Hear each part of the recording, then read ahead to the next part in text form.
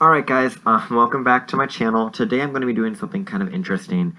So this is actually the astrology chart of James Charles, a very famous influencer and makeup artist on YouTube and on Instagram.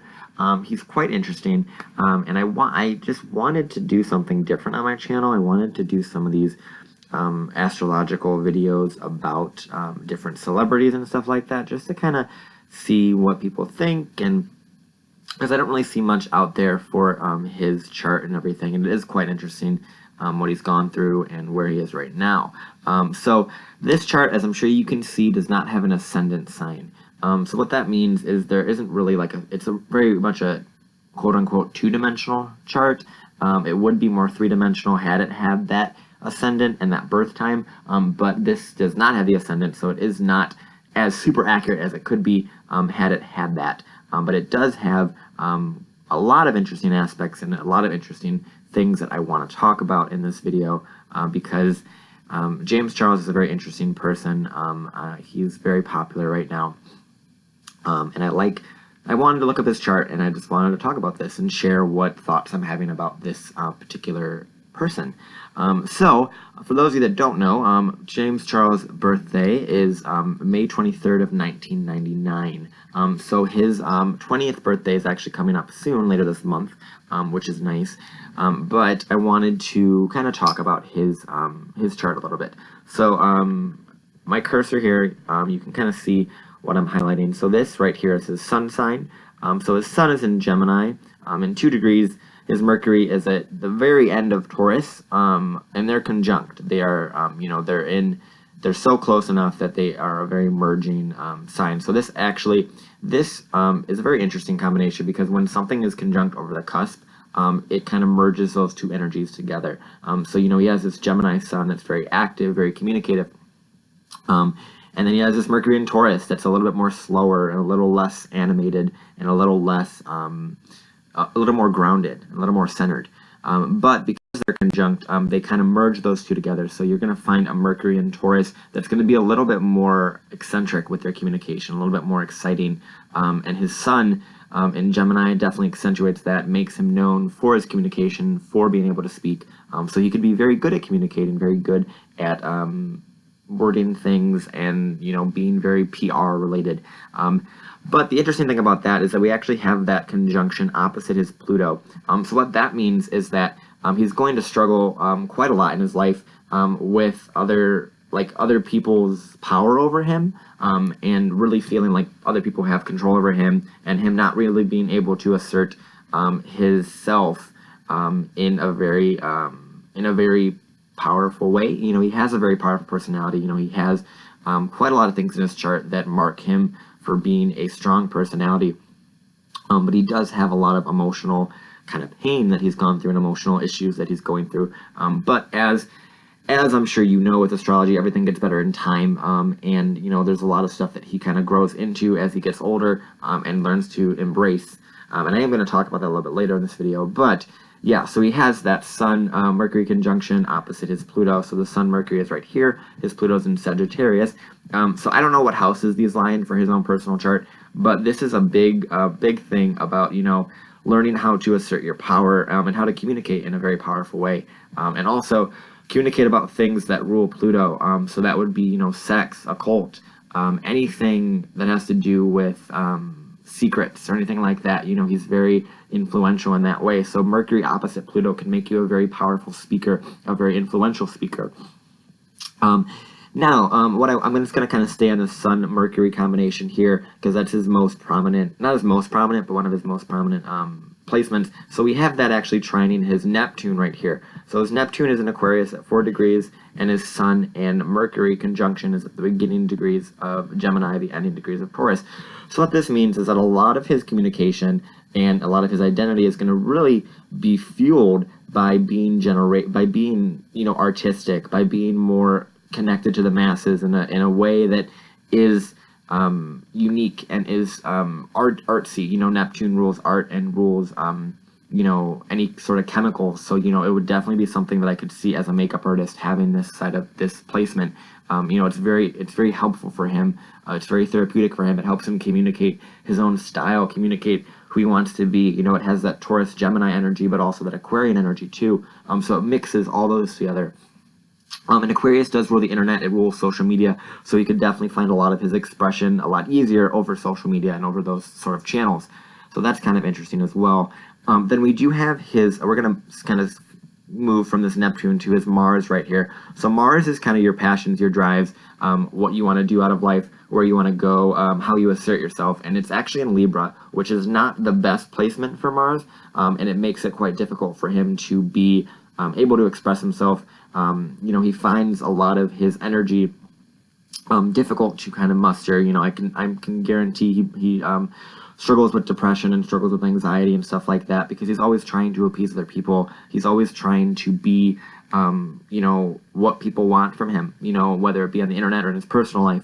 And he has, you know, quite a lot of success in social media, but he needs to learn how to balance himself with the other. And with that being said, you know, we're going to move from this Mars and Libra, your own personal power in regards to relating to other people and being relatable, and then we have that Jupiter in Aries, which is actually right opposite that.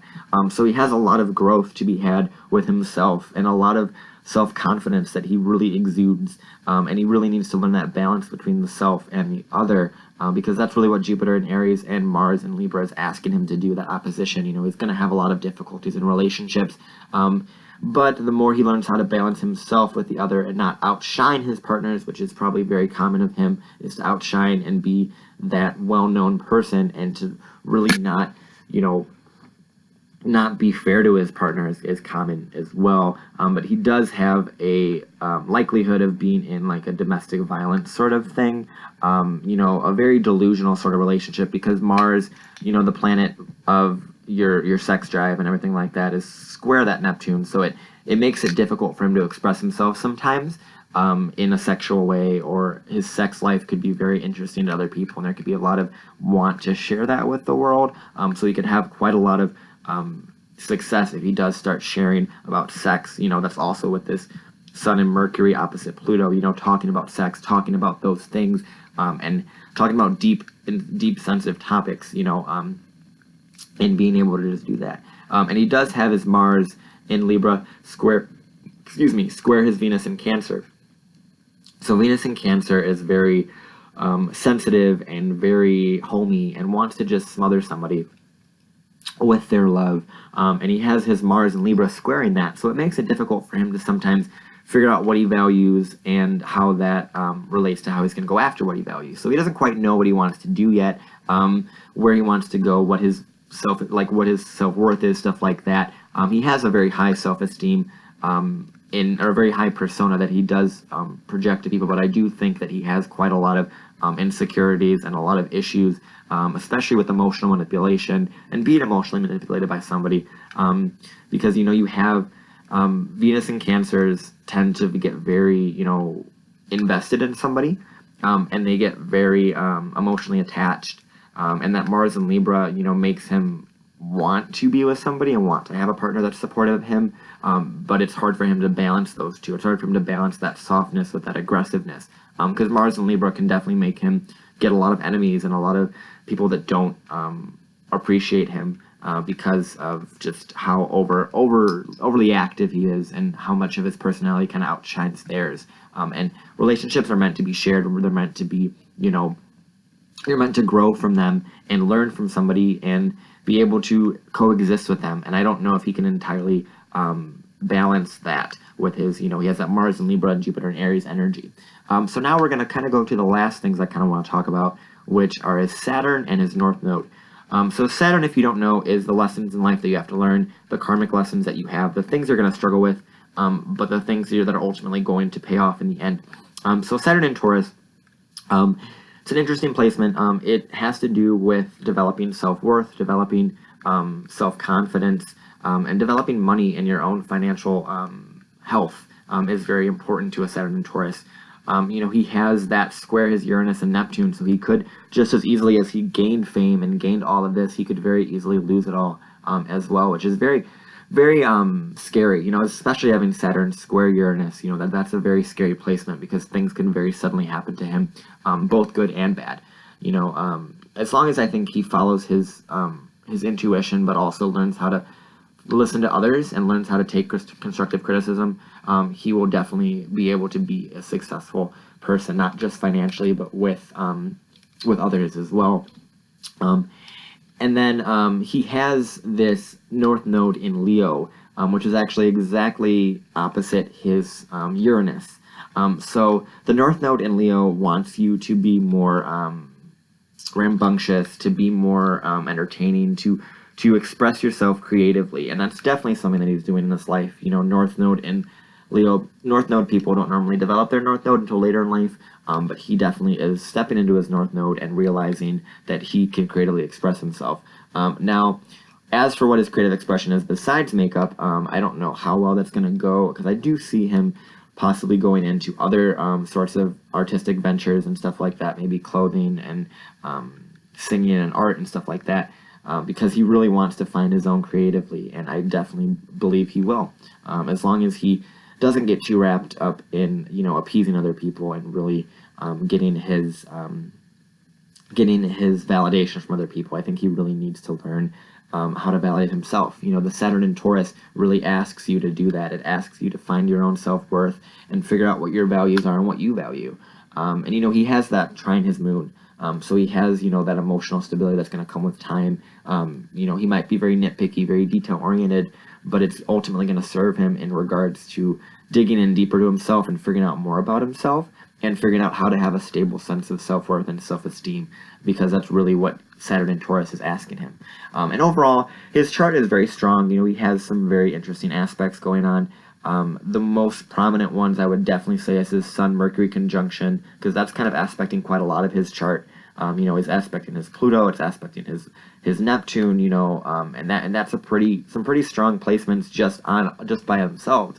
But I really think he needs to start really balancing himself versus the other, because he has this Aries, Libra, and Leo, Aquarius energy that is trying to balance between, the intellectual and the physical, and really, thinking things through before you do them.